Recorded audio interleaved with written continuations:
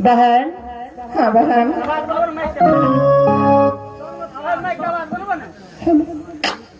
अरे बहन। हाँ बहन। सबसे पहले बताओ बहन कि अपना चारों पांचों सखी कहाँ के रहने वाली चिवा है? अरे बहन बोला बहन। अरे बहन अपना चारों पांचों सखी में सबसे बढ़कर तू ही चाह, तू ही कह के सुना दे कहाँ के रहने वाली थी। क्यों नहीं बहन? बहन हाँ अपना चारों पांचों सखी मृत भुवन के रहने वाली है बहन। क्यों नहीं? जब चारों पांचों सखी मृत भुवन में जन्म लिए, जब 4-5 साल की चारों पांचों सखी हुई, उस दिन से शिव बाबा के मंदिर में पूजा करने के लिए जाती थी।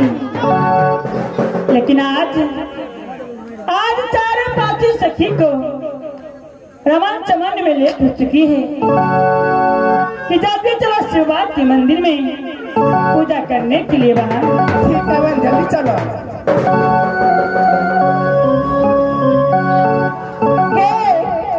हम तो नहीं चलो किया गए पहले ही कहता वे पूजा करने की बहन। पूजा करने से सुंदर घर और सुंदर वर मिलती है।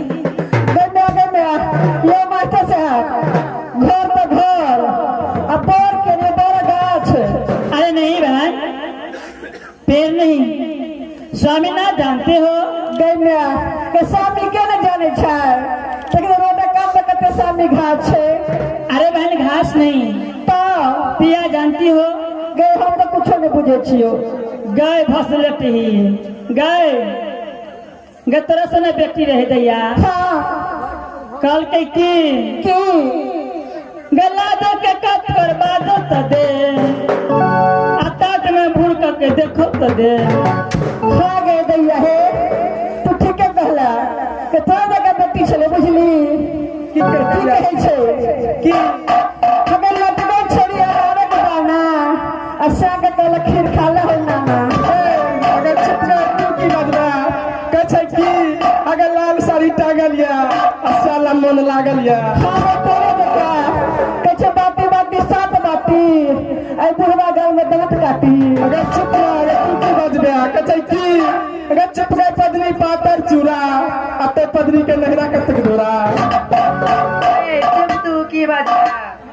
कि बैठल छी बोरा पा मजे जवन का छोरा पा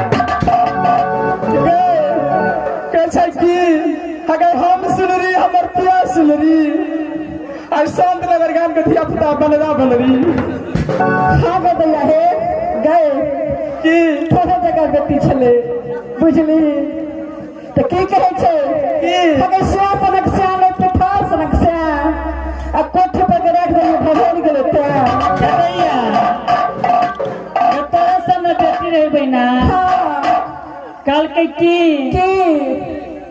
तोरा सका बेटी रे की कहल के कहता बापा घर पर दीप नसल के नसल भी कहिए तू अरे बहन हाँ बहन जल्दी चला बहन चारों पांचों सखी को रमन मन में लेट चुकी है बहन क्या नहीं बहन तरह शिवा के मंदिर में पूजा करने के लिए बहन ठीक है बहन चलो बहन